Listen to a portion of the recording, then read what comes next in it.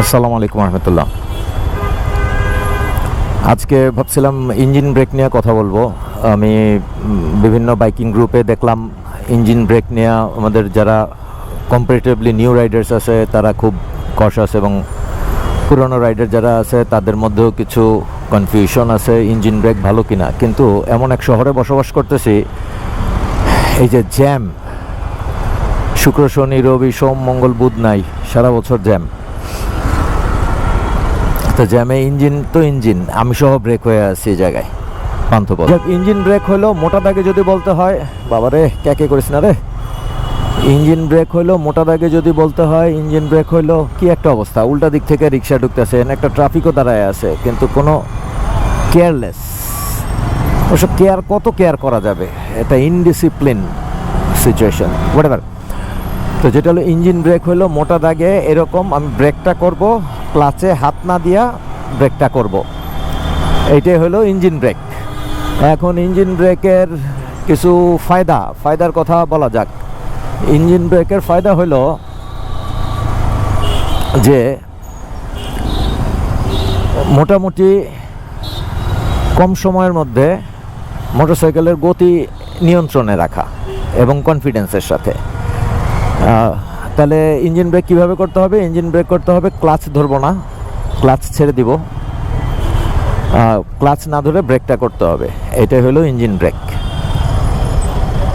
গতিটা মোটামুটি নিয়ন্ত্রণে চলে আসলে ক্লাচ ধরবো, তারপরে ওই গতিতে যে গিয়ারে গাড়িটা মানে বাইকটা নামানো দরকার, মানে বাইকের গতি সেখানে নামায় নিয়ে আসবো, এইটাই হলো ইঞ্জিন ব্রেক।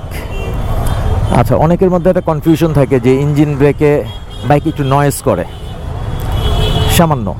আসলে ইঞ্জিন ব্রেকে ওইভাবে নয়েজটা সেভাবে করে না। ইঞ্জিন ব্রেকের সাথে আরও একটা ফ্যাক্টর রিলেটেড, সেটা হলো রেভ ম্যাচিং নিয়ে হয়তো এই ভিডিওতে পরে ডিটেলে বলবো। তো তার আগে যেটা হলো বিষয়, সারাদিন বয়ে থেকে গায়ে লাগাই দিস না ভাই। তো যেটা হলো যে কি হয় ইঞ্জিন ব্রেকে, আমরা যখন এই থ্রটলটা ছেড়ে দিব স্পিডটা এমনি অনেকটা কমে যাবে। আর ক্লাচ ধরে যদি ব্রেকটা করতে যাই, বা যে স্পিডে আছে এখন, যদি ক্লাচটা ধরি স্পিডটা আর আহামরি কমলো না, কিন্তু থ্রটলও ছেড়ে দিছি। এর কারণটা হলো ক্লাচ করে কি, আমি খুব টেকনিক্যাল টার্মসের মধ্যে গেলাম না, ক্লাচ যেটা করে সেটা হলো যে চাকার সাথে ইঞ্জিনের যে ঘূর্ণন গতি, এটার একটা সমন্বয় তৈরি করে। তো যখন আমি ক্লাচটা টেনে ধরলাম, তখন যেটা হলো যে আমার পিছনের চাকার সাথে ইঞ্জিনের সমস্ত যোগাযোগ বিচ্ছিন্ন করে দিলাম। তখন হয় কি, পিছনের চাকার মতো ফ্রিলি ঘুরতে থাকে, ইঞ্জিনের গতি কমে যায় অনেকখানি, কিন্তু পিছনের চাকা পুশ করতে থাকে, পিছনের চাকা পুশ করতে থাকে। তো এই কারণে বাইকটা কন্ট্রোলে আসতে একটু টাইম লাগে যদি ক্লাচ ধরে ব্রেকটা করি। আর এই শহরের মধ্যে চালালে ইঞ্জিন ব্রেক আর ফিঞ্জিন ব্রেক নিজেরাই ব্রেক হয়ে থাকার উপক্রম। তো যেটা বলতেছিলাম যে ওইভাবে খুব একটা মানে ইঞ্জিন ব্রেকিংয়ের ক্ষেত্রে যেটা হয়, গতিটা মোটামুটি ক্লাচ ধরে যতক্ষণে নিয়ন্ত্রণে আসবে তার চেয়ে অনেক দ্রুততম সময়ে নিয়ন্ত্রণে আসবে। লাগাইছ না? আচ্ছা, অনেক বেশি দ্রুততম সময়ে নিয়ন্ত্রণে আসবে।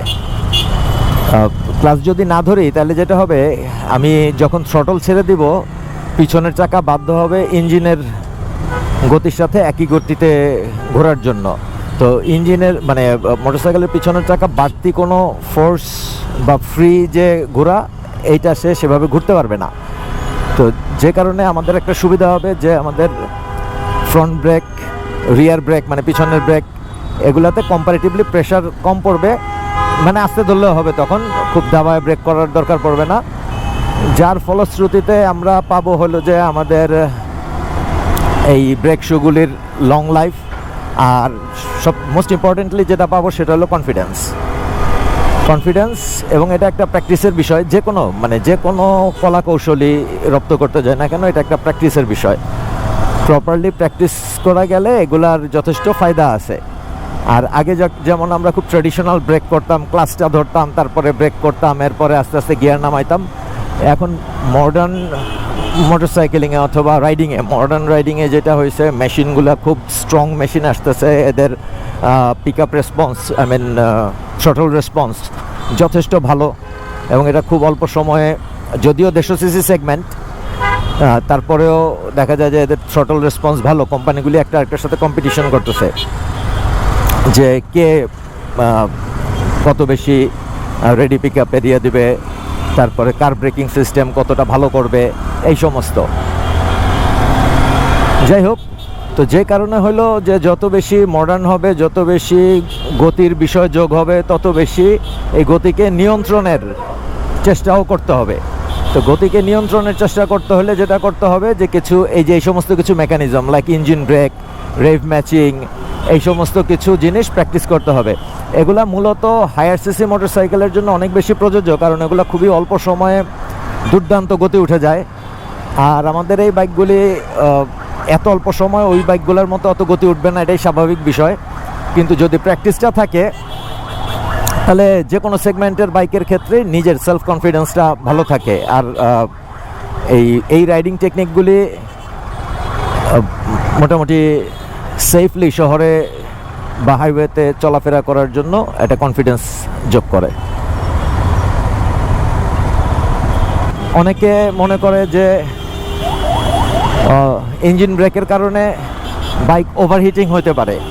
এমনি আমরা তো জীবন যে মোটরসাইকেল চালাইছি তাতে এত কিছু যাই না শুনে চালাই নাই, আসলে এখন অনেক কিছু জেনে শুনে চালাইতে হচ্ছে বা চালাচ্ছি, এবং আমার মনে হয় আমার কনফিডেন্স আগের চেয়ে বেটার। যাই হোক, প্রসঙ্গ এটা ছিল না। প্রসঙ্গ ছিল যে ওভারহিট হয়ে যায়। অনেকে মনে করেন যে ওভারহিট হয়ে যায়, ইঞ্জিনের উপরে প্রেশার পড়ে। আসলে মোটেও তা হয় না, কারণ প্রত্যেকটা মোটরসাইকেল ম্যানুফ্যাকচারার যেই সেগমেন্টেরই মোটরসাইকেল তৈরি করুক না কেন, ওর মধ্যে যে পরিমাণ আরপিএম তারা দিছে, এই আরপিএমের সর্বোচ্চ চাপটা নেওয়ার ক্ষমতা ক্লাচ প্লেটে আর ওই গিয়ার বক্সে দেওয়া আছে। এরা এই চাপটা নিতে পারবে। তো আমরা যখন ইঞ্জিন ব্রেক করতেছি রেভ ম্যাচিংয়ের সাথে, তখন ওই যতটুকু প্রেশার তৈরি হয় এতটুকু প্রেশার নেওয়ার ক্যাপাসিটি ওর আছে। Gear box, engine, clutch plate এগুলোর কোনো ক্ষতি হবে না। আর একটা বিষয় হলো যে ওভারহিটিং। যখন আমি থ্রটল ক্লোজ করে দিচ্ছি, থ্রটল ক্লোজ, ব্রেক টানছি, ক্লাচ ধরছি না, সেই সময়টাতে পরিস্থিতিটা এরকম যে আমার তো কম্বাসন চেম্বার যেটা, এখানে ফুয়েলই যাচ্ছে না। যদি আমার কম্বাসন চেম্বারে ফুয়েল না যায় তাহলে এটা বার্নও হচ্ছে না, আর বার্ন না হলে এক্সট্রা হিট উৎপন্ন হচ্ছে না। তার মানে ওভারহিটিংয়ের কোনো ইস্যু নাই। এগুলো উঠতে উঠতে আইছে, বেওকুফ কোথাকার।